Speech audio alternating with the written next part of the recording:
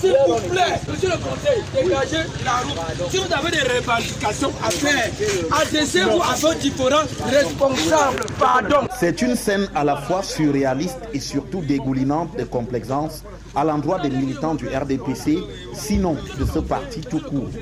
Voir ainsi des gendarmes en être réduits à supplier littéralement des militants du parti au pouvoir, fautifs sans l'ombre d'un doute d'avoir occupé illégalement la voie publique pour des affaires internes à leur formation politique, illustre à suffire combien le RDPC, parti au pouvoir, hissé en réalité au rang de parti-État, jouit de passe-droit au sein de l'administration camerounaise.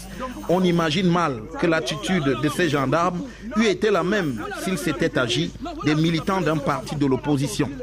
Dans ce cas, il aurait été invoqué le trouble à l'ordre public, assorti des décisions fortes du sous-préfet de la localité, sur la base desquelles les forces de l'ordre auraient chargé d'érechef les manifestants de l'opposition.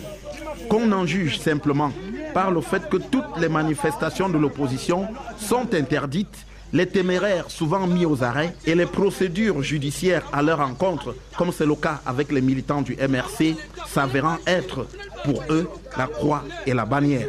Il fut un temps où le politologue Luc Sunjun, aujourd'hui conseiller spécial du président Paul Biya, s'interrogeait dans un ouvrage « Comment peut-on être opposant au Cameroun ?»